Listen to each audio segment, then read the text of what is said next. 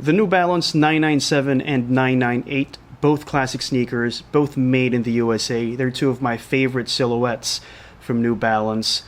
We're going to talk about the differences and similarities because it's just interesting to talk about that, these two great silhouettes.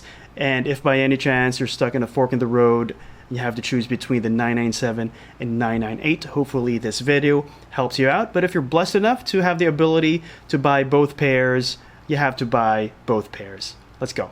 Hey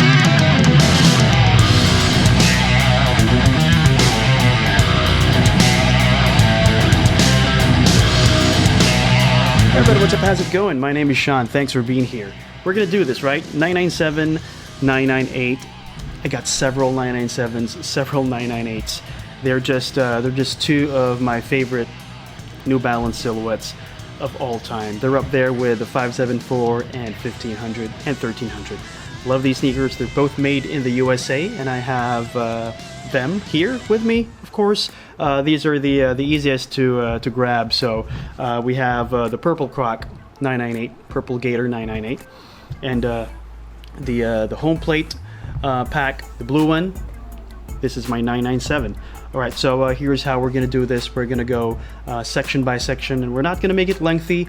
I don't want to give you a long and boring comparison video because we both know that these are great sneakers already, right? So we're gonna do the uppers section by section. We're gonna talk about the midsole, and we're gonna talk about the technology. First things first, the 99X line. You know, the 990s. Well, when the New Balance silhouette starts with a 9, you know it's performance based, right? And it's made in the USA, except for the 991, which is made in England pair. But you have the 990, the 990s, which came out in 1982. Then the V2s came out many years later. And then the 991, 992, 993, there isn't a 994, it doesn't exist. Then you have the 995, 996, 997, 998, and 999. These are made in USA pairs, and they are performance pairs, but these days, they've kind of transitioned, you know, somewhat into lifestyle sneakers by default because newer and lighter technologies have come about, right? And these are still good for performance. Can you run in them? Of course you can still run in your 997 and 998, but if you've tried fuel cell and fresh foam, you'll stick with those for running, and you'll use these strictly casually. All right, so yeah, let's begin. Let's start with the leather overlay here at the toe. If you take a close look, they have the same shape and they're cut exactly the same way. The 997 is made of pigskin suede, and this 998 is made of smooth leather, and it's not croc leather, it's just a croc imprint leather, but I'll have you know that they can be interchanged. Some 998s, the toe overlay on some 998s are made of pigskin suede also, and that can also be the case with the 997s. Sometimes they're pigskin suede and sometimes they're smooth leather. Okay, now let's move over to the mesh base here on the 997s.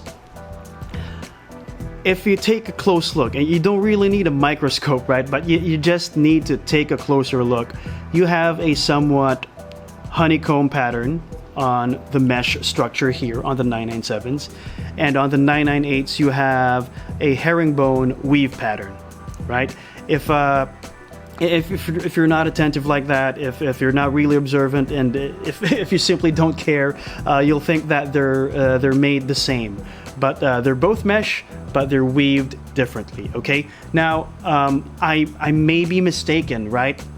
You know, honeycomb may appear on the 998s, and herringbone may appear on some 997s that I don't know of, but with a bunch of 997s and 998s that I have, these seem to be consistent. We have honeycomb on the 997 and herringbone on the 998s, right? Still at the base, look at the reflective material on the base of the toe. The 997 and 998 both have this reflective material, and the 998 has it occupies more real estate here, the reflective material on the base. Yep. Let's move to the saddle. These are both made of pigskin suede, but as I mentioned, sometimes the saddle can be made of some kind of smooth leather or synthetic material, depends on what the model really is going for. And these both happen to be pigskin suede. The saddle is almost similar, right? There's just a difference near the base, where the saddle of the 997s seem to be a one-piece saddle, where the 998s are two separate components, okay? Now I'd like to bring your attention to the side panels of the sneaker. This section in particular, you see that plastic thing over here, that is that's a stabilizing agent. It aids in ankle lockdown, right? You have that same thing here on the 997s. They're built a little differently, obviously. That would be this component over here. Now typically this is made out of plastic also, just like the 998s, but the home plate pack is made a little differently. They used some kind of synthetic material, some kind of synthetic reflective material for the 997s for this particular pair. So I took a more traditional 997 to show you what I mean. This is plastic, right? And that aids in ankle lockdown, right? Just to show you both sneakers so you see the differences. There you go. Let's talk about the branding real quick, starting with the tongue. The tongue of the 997 has New Balance made in the USA, with New Balance right here on top and made in USA at the bottom. The 998s are a little different. You have 998 on top, and you have New Balance, and you have made in USA. 3 tiers for the 998 and only 2 tiers for the 997, right? The branding on the side panels, you both have the N logos, and both carry some kind of reflective material. You have that on either side of the sneaker. And look in here at the back, you have a full New Balance marking here for the 997s and the NB insignia for the 998s. Let's now move to the soles. Very obvious difference here. The 997 is kind of a nosedive sneaker, right? It's nosedive, it's sleek. The heel is higher than the forefoot, and it's hard, it's tough. It uses the end cap technology, the end cap midsole technology. The 998s are much softer, and it carries the Absorb foam technology.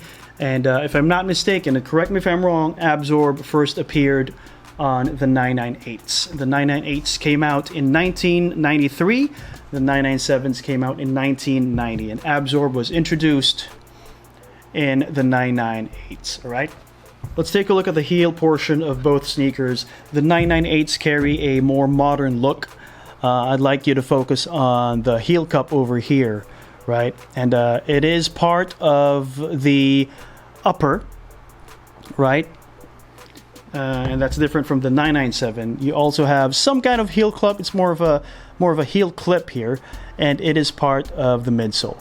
And as I said, the 997's design is more of a nosedive kind of sneaker, and the 998 is a little flatter. There is a key difference in how they ride, though, right? The 998s, at least for me, I'm a narrow footer with a semi-high arch. The 998s are more comfortable than the 997s, but you have to try them on because feet are different, strides are different, foot shapes are different, so to each his own, okay? The 998s are also, they have more toe box height than the 997. Again, I'm going back to the nosedive design of the 997, where it gets tighter as it gets to the toe.